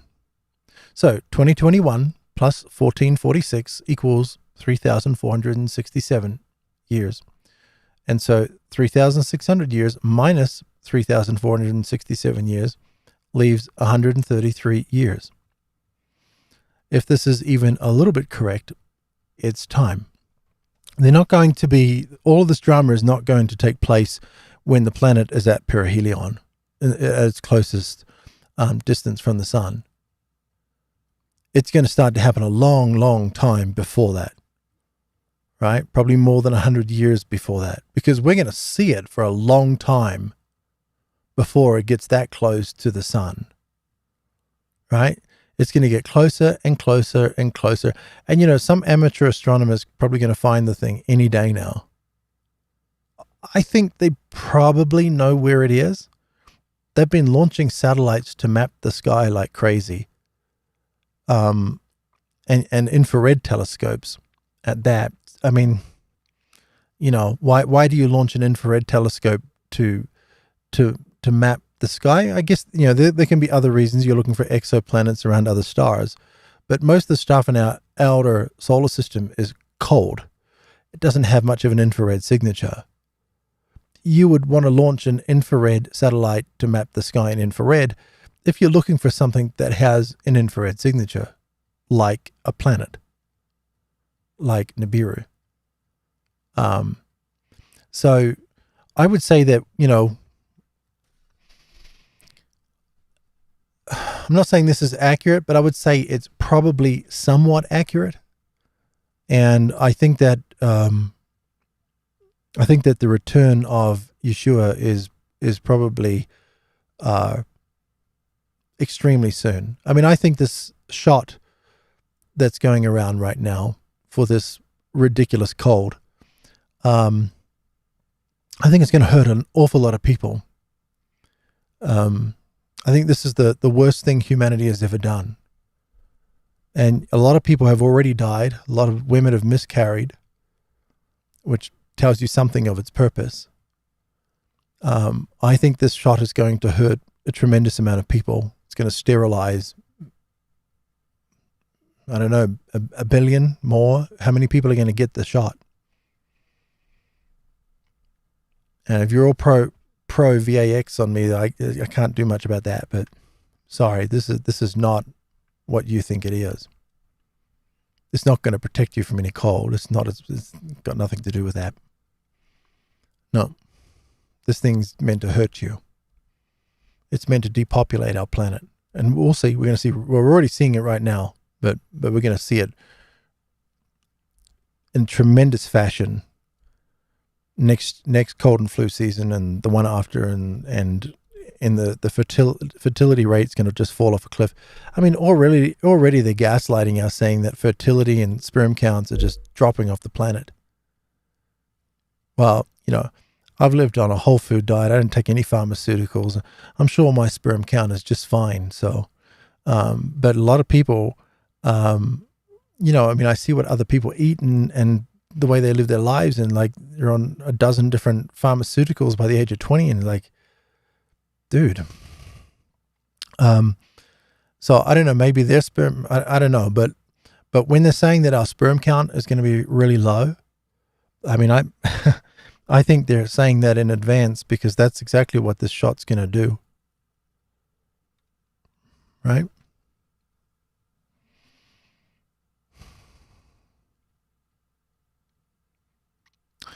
Deborah says, I was a deliverance minister and I ran into more cases of multiple personalities than any demonic oppression. Well, it could be the same thing too.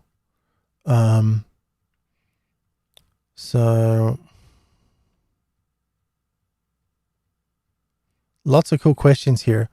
We've been going a long time, right? Yeah, almost 2 hours. So let's tie it up.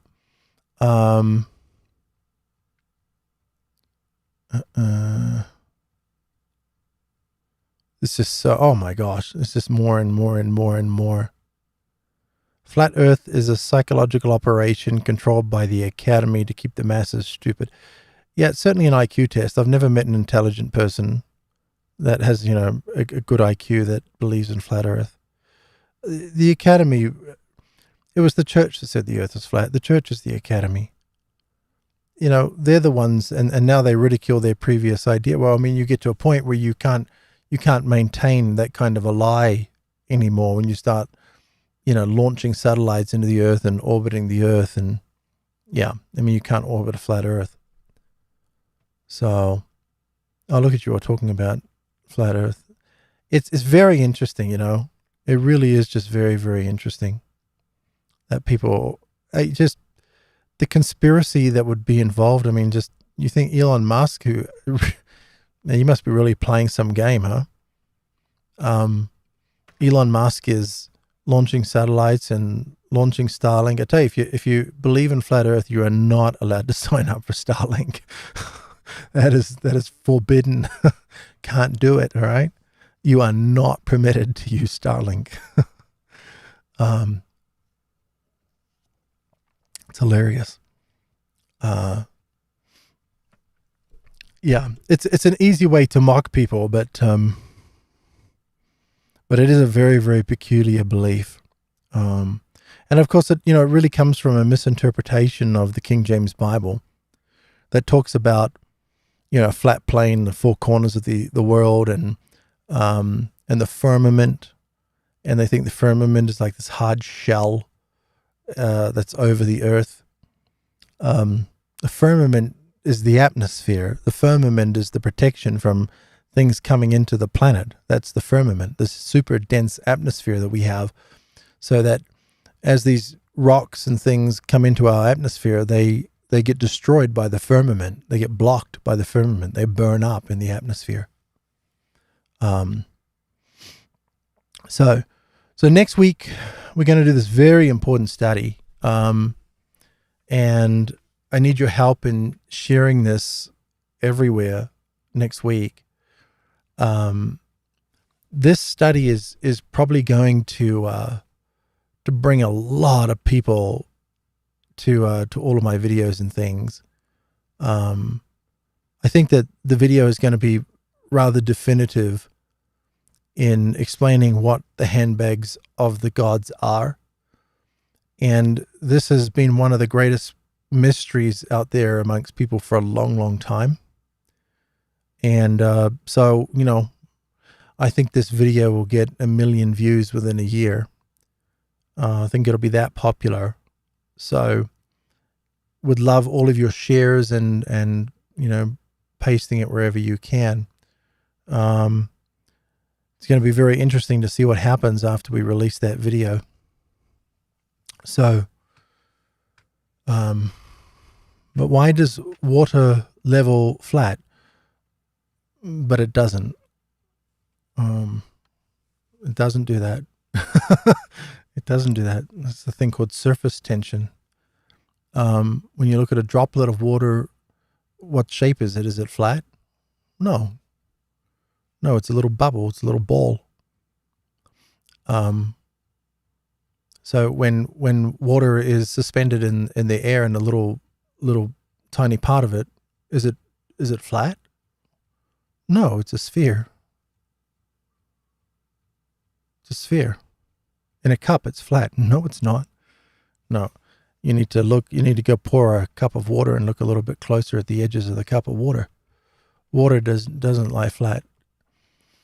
So surface tension is a thing, and a small amount of water suspended in the air is, a perfect sphere, like the Earth. A perfect sphere, almost. Obviously, it's a little extended on the outside because of its centrifugal spin. But no, water doesn't stay flat. Water in a free environment is always a sphere. And that's exactly what it's doing, is it's holding on to the Earth. It's behaving as we see it everywhere else. So you got to be a little bit more critical of some of the ideas that these flat earthers talk about. So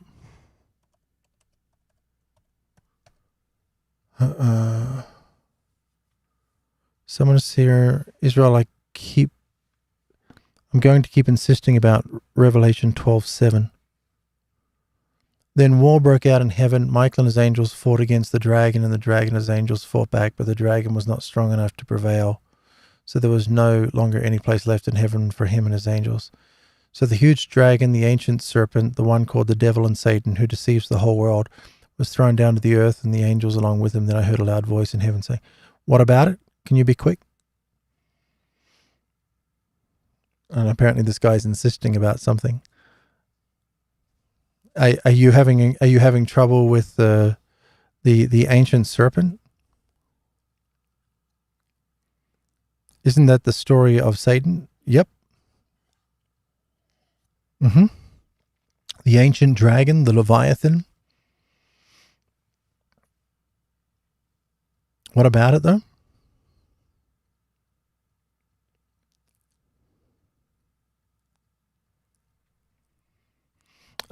Callie asks, in the curse, what is meant about the enmity between the snake and the woman? Well, it talks about the offspring of the woman and the offspring of the snake. So us and the kingdom being cast down to the earth.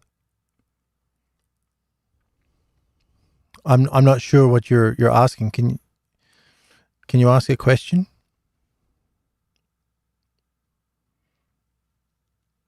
Oh, you mentioned the story of Satan was not in the Bible. No, there are scraps in the Bible like this in a few different places. I'm not saying that this story, that this isn't in the Bible. Of course it is.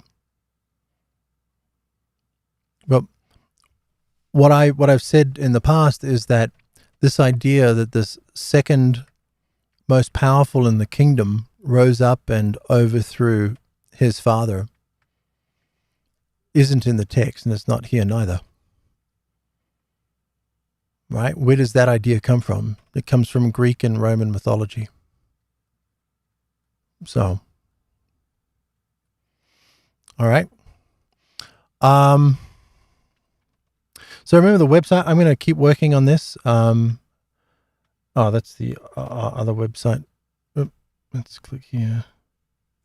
So the Anderson Discoveries website will be updated. This whole page is going to become like the menu, and then I'll put a menu button from every page so that you can get back here. But this will be a long page with lots of dynamic things that will open up when you click a disclosure widget and things that will have all the videos. We'll have all the mind maps so you can download them. We'll also make sure that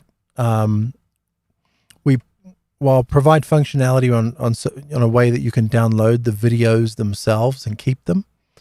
And also when you're sharing, like even with these that are here, actually the Two Gardens in the Snake one has its own, oh shoot, you can't see that.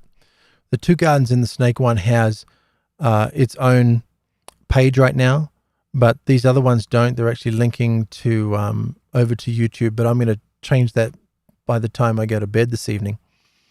Do your very best to come and get the link from here, because it'll be a permanent link. Eventually YouTube's going to delete my channel, right? There's no doubt about that. So curvature has never been proven. I mean, what's your IQ, Dustin? So I don't want to be mean, but like some of these things, it's like you just repeat crap that other people have told you. Curvature of the earth has been proven through like 7 different scientific methods. You got to stop just repeating people. Stop believing in stuff. People say things and you're an easily persuadable person. You, oh, okay, the curvature of the earth has never been proven. Did you bother to search that for your own self? Did you go to a search engine and go, how we can measure the curvature of the earth? Did you do that? Did you see that we can multiple different ways? It's really important to be self-critical. It's like, what's the formula? It's not there are multiple formulas. There's multiple different ways of, this is the thing. It's very, very silly. It's very, very silly. We still haven't gotten an answer from anyone why we still have the same constellations. What? The same constellations? I'm not sure what you mean. Anyway, so on my webpage here, try to link to the webpage. Like if we click here on Two Gardens and a Snake, it will take you through here to a specific page about and everything here is mobile perfect, right? Everything here is designed for mobile. And so the video's there, and then the mind map will be here. You can download it and all that kind of stuff. All right. So the more people you can send back to the actual website to watch the videos, the better. And if they want to watch it on YouTube, or like in the YouTube app, of course, they can just click the title and it will launch the YouTube app. There's no problem at all. All right. Okay. Sorry, I don't have time for flat earthers, so you're blocked from the channel. Really. This is the most basic level of almost like this is middle school science. And you have a very low IQ. You're stuck on conspiracy theories. And look, a lot of conspiracy theories are real. The earth isn't flat. It's stupid and it's nonsense, and you've got to stop it. And everyone laughs at you for a reason. There are some scientific things that are definitely debatable and questionable. But when anybody, literally a high school, can launch their own rocket and put an object into orbit, dude, you really got to wake up. It won't be long before these flights in rockets to orbit the Earth are going to be accessible. They're probably going to start off a few $100,000 per flight in the beginning. But then hopefully one of these famous flat earthers will start a GoFundMe, and everybody will fund his campaign so he can get a seat on one of these rockets and fly around, orbit the Earth and come back and tell everybody, guys, I don't know what to tell you, but the Earth isn't flat. And you know what will happen? The entire flat Earth community will say, this guy sold out. He's one of them. Right? That's what they're going to do. I mean, it's a mind disease. I don't know how many people are going to have to go up there. If you're really that interested in it, go to your local university, ask them if they launch weather balloons, ask them if they would put a GoPro with an adapter on it that takes away the wide angle functionality of the lens, and take that camera up, because that's what, well, it's a wide angle lens. Okay. I mean, I know the arguments. I've investigated it all, because so look at this. Don't be an arrogant prick and mock people for questioning things. Look into it instead. I've watched many, many flat earth videos. That's what I do. And it's nonsense. and now you're gone as well. I don't have time for flat earthers. You're not serious. You're not scientific people. You're caught in a 1611 King James Bible religious cult. It's not science. It's religious dogma. And I don't have any time for religious dogma. You're the same people that convince the world Yahweh is God, and I don't have time for it. Do you understand? You don't have any interest in science, or you would conduct the experiments yourself. They're not hard to do. Stop it. I won't allow people to use my channel to promote this nonsense. It's a religious dogma from the King James Bible. All right, these people that are pawns of the academy and they have no clue. You're not curious, or you wouldn't be a flat earther. All right, on that note, we're out of here. Thank you for joining me for this entire time. And don't miss next week's video, The Tree of Life and the Handbags of the Gods. Have a great night. Take care.